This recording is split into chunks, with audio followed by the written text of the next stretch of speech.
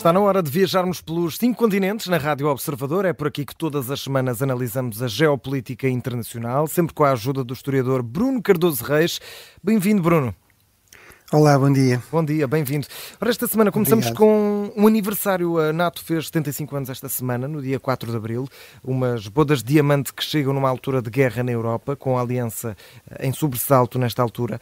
Bruno, pergunto se esse sobressalto e se também o impulso de conquista de Putin nos últimos anos também foram estimulados, de certa forma, pela alegada fraqueza militar ocidental. Eu penso que não, ou seja... Por um lado, acho que é muito importante destacar os sucessos da NATO e acho que aí um exemplo, um caso concreto que demonstra bem isso é precisamente o da Ucrânia em contraste, por exemplo, com os países bálticos. Isto não quer dizer que não haja coisas a melhorar ou a mudar, até porque há uma mudança tecnológica enorme em todas as áreas que também tem um impacto aqui, há mudanças geopolíticas, geoestratégicas, o mundo está sempre a mudar, mas a verdade é que o Putin não atacou os países bálticos, que em termos de dimensão do seu território, dimensão da sua população, são minúsculos, portanto seriam muitíssimo mais vulneráveis, muito mais fáceis de ocupar pela Rússia do que a Ucrânia, que é um país gigante, com uma população, apesar de tudo, muito significativa.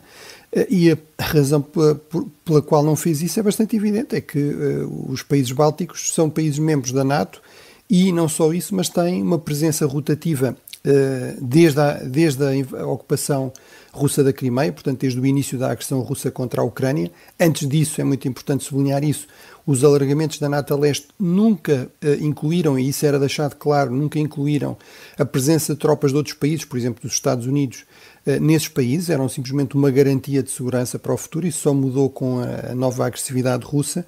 E, portanto, desde aí, nomeadamente nos países bálticos, há de forma rotativa tropas americanas, tropas portuguesas, por exemplo, têm estado aviões F-16, têm estado fuzileiros portugueses na Lituânia, etc. E, portanto, isso mostra bem a importância e a utilidade da aliança e também explica porque é que é, na história, realmente a aliança mais durável, mais bem-sucedida deste tipo. Este tipo de alianças multilaterais, ou seja, com um número grande de países, tipicamente são de curta duração. Um exemplo clássico é, por exemplo, as chamadas Nações Unidas. Esse termo surge para designar a aliança dos países aliados ocidentais contra a Alemanha nazi, aliados ocidentais mais a União Soviética contra a Alemanha nazi e o Japão, que chegou a ter 50 países, portanto até mais do que tem a NATO atualmente com 32, mas durou apenas entre 1941, nesse formato, 1941 e 1945, depois desfez. E, portanto, esta durabilidade também mostra como realmente a aliança continua a ser útil para os seus Estados-membros. A grande questão agora para o futuro é realmente se continuará a ser assim. Há uma percentagem muito grande de apoio à NATO na generalidade dos países europeus, até aumentou, aliás, nos últimos anos por causa desta percepção de ameaça russa. No fundo, a NATO voltou a ter a sua missão original, que era precisamente conter o expansionismo russo, mas havia uma segunda missão crucial, segundo o seu primeiro secretário-geral, que dizia a missão da NATO é manter os russos fora e manter os norte-americanos dentro da Europa. Essa segunda missão, essa parece mais complicada, sobretudo por causa da ascensão de Donald Trump e do trumpismo.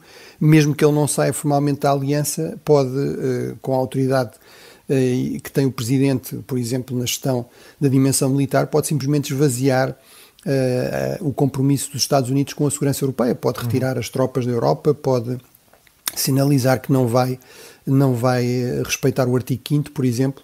E, portanto, esse neste momento é realmente o principal desafio para a NATO, a par realmente de os países europeus, sobretudo, voltarem a investir mais em defesa. Eu acho que também não se justifica falar em desinvestimento como sendo um erro ou algo ilegítimo. Pareceu fazer sentido na altura, nos anos 90, a Rússia estava muito fragilizada, não parecia haver ameaças próximas e imediatas, e, portanto, os governos que têm muitos sítios onde gastar dinheiro, onde precisam de gastar dinheiro desde a educação à saúde, etc., decidiram gastar menos em defesa. Provavelmente isso já se devia ter investido há mais tempo e de forma mais rápida, e, portanto, aí a grande questão é realmente se consegue agora recuperar esse investimento e, sobretudo, apostar em novas tecnologias nesta área da defesa com suficiente rapidez. Esse é o grande teste atual. E Bruno, vamos até Gaza, que tem estado em polvorosa nos últimos dias, principalmente por causa do ataque a uma ONG, também com uma escalada nas tensões de Israel com o Irão. Pergunto se este é o momento crítico do conflito e se achas também que Benjamin Netanyahu quer um alargamento desta guerra. Sim, parece-me que é uma nova fase crítica, ou seja, uma fase em que pode haver aqui mudanças importantes. Por um lado, a situação dos civis em Gaza realmente não cessa de se agravar e pode estar a atingir realmente um ponto crítico, ou seja, de termos situações de uma epidemia, de uma situação de fome mais extrema e, portanto, isso sem dúvida teria um impacto terrível, bem, desde logo na população civil, mas também em toda a dinâmica política, diplomática do conflito, nomeadamente na questão do apoio a Israel. Há também uma pressão crescente da parte dos reféns, dos familiares dos reféns israelitas para a sua libertação. São muitos meses nas mãos do Hamas, sujeitos a todo o tipo de maus tratos, torturas, inclusive sexuais, etc., até de acordo com os testemunhos daqueles que foram libertados naquela única vez em que houve realmente um cessar-fogo curto e a libertação de alguns reféns. E, portanto, há realmente aí uma pressão crescente sobre o primeiro-ministro israelita. Essa pressão, no fundo, tem, no entanto, um problema que é politicamente não é fácil de gerir, porque no Parlamento Netanyahu tem realmente uma maioria somando os votos com os partidos mais à direita que não querem, ouvir falar em cessar-fogo, não querem ouvir falar numa resposta mais calibrada em termos militares ao Hamas, pelo contrário. Portanto, há de facto essa dificuldade, esse bloqueio, mas pode acontecer que a certo momento haja aqui alguma explosão, digamos, destas tensões políticas crescentes. Uma forma de Netanyahu realmente resolver isso seria potencialmente um alargamento da guerra, seria estender a guerra, por exemplo, ao Hezbollah, ao sul do Líbano, e, portanto, no fundo, tentar com isso matar aqui a ideia de que é possível neste momento pensar-se em eleições ou numa mudança de governo em Israel. E, portanto, há realmente esse risco. Este ataque contra umas instalações diplomáticas iranianas realmente são excepcionais. É evidente que essas instalações, aí as informações de Israel eram realmente boas, eram claramente uma antena da Guarda Revolucionária, e, portanto, no fundo, desta milícia, desta guarda pretoriana do regime, que depois arma, equipa, treina milícias, grupos armados, grupos terroristas por todo o Médio Oriente para estender a influência do Irão. Portanto, foi isso que foi atacado em Damasco, mas em todo caso é realmente uma escalada e o Irão sinalizou que vai responder também na mesma proporção. Agora, exatamente o que é que isso significará, se essa calibragem da escalada será bem sucedida ou não, é o que iremos ver, e se isso não acontecer, se Israel considerar que é um ataque, digamos, desproporcionado, pode realmente levar aqui uma dinâmica de escalada do conflito e de alargamento do conflito. Bruno, vamos à Europa e numa altura em que tanto se fala do regresso do serviço militar obrigatório em Portugal, na Alemanha foi feita uma reestruturação das Forças Armadas com a criação de um novo comando, precisamente para o país estar pronto para a guerra. É uma mudança significativa na forma como os alemães também veem o recurso à força? Bem, eu acho que mostra pelo menos uma tendência nesse sentido e um reconhecimento de que a Alemanha tem de fazer muito mais. No entanto, a tendência alemã é para fazer aquilo que está habituada a fazer, que é gastar mais dinheiro, e aquilo que para a Alemanha, para um país rico como a Alemanha e bem gerido, é fácil de fazer, que é realmente gastar mais dinheiro. A Alemanha vai ser o país europeu que vai investir mais em defesa quando terminar este período de transição de 3 anos, e se gastar os tais 100 mil milhões de dinheiro extra em cima do orçamento da defesa, que também continua a aumentar mais gradualmente. Agora, a grande questão era realmente se havia aí mudanças ao nível de mentalidade, ao nível também de organização, e este é um bom sinal. Um dos problemas que a Alemanha tinha, e era, digamos, deliberado, era não ter, digamos, um comando operacional conjunto que a generalidade dos países europeus foi desenvolvendo. Foi, aliás, o objeto da última grande reforma também em Portugal, das estruturas de comando da defesa. E, portanto, a Alemanha era dos poucos países que ainda não tinha avançado nesse sentido, porque desde a Segunda Guerra, no fundo, o grande objetivo foi sempre evitar voltar a recriar o Estado-Maior alemão, que foi culpado, digamos, foi visto como o grande culpado pelo militarismo alemão, quer na Primeira, quer na Segunda Guerra Mundial. E, portanto, era uma estrutura, de facto, muito fragmentada. Os próprios chefes dos diferentes ramos nem sequer tinham o título de chefe do Estado-Maior, tinham o título de inspetor-geral ou general, e, portanto, esta é uma mudança realmente importante, sobretudo tendo em conta este histórico da Alemanha, e que vai no sentido certo.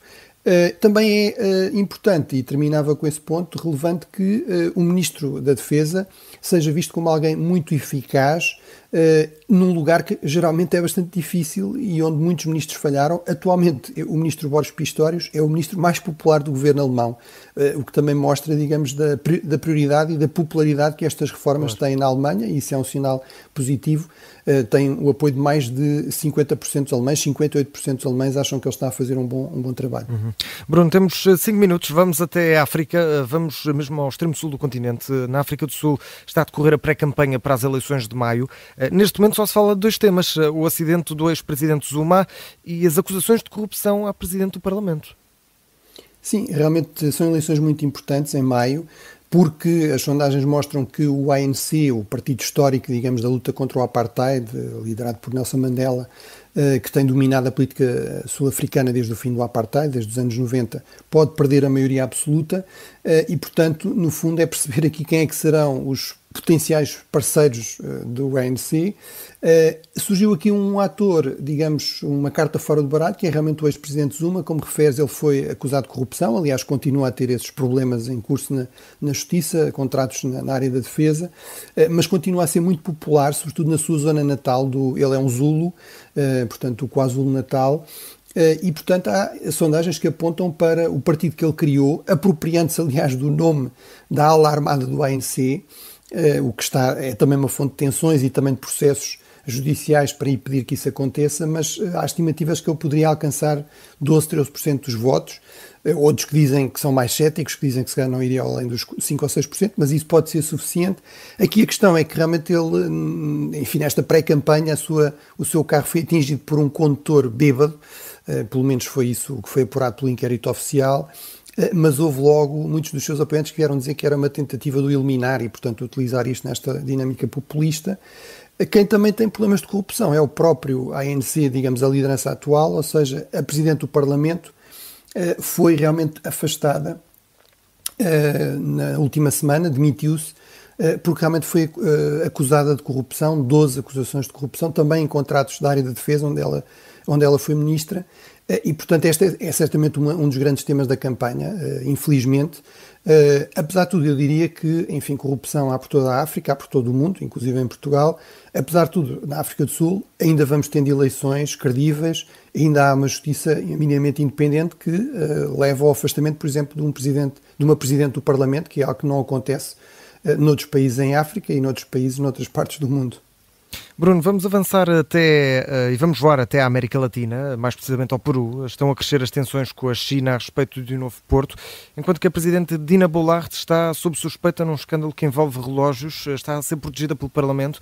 Pergunto que escândalo é este do Rolex Gate, muito rapidamente, e acho que vamos ter de deixar a Ásia para outras viagens. Muito rapidamente, quanto a esta situação do Peru? Bem, o Peru é exatamente um exemplo desta tendência global para escândalos de corrupção, que são muito negativos, obviamente, para a legitimidade dos regimes políticos. Neste caso, a questão esta Presidente Boluarte foi nomeada pelo Congresso em dezembro de 2022, quando o Presidente Castilho tentou fazer uma espécie de autogolpe e, portanto, pôr em questão até a própria democracia. Infelizmente, muitos dos congressistas são também acusados de corrupção. Há estimativas que apontam para 2/3.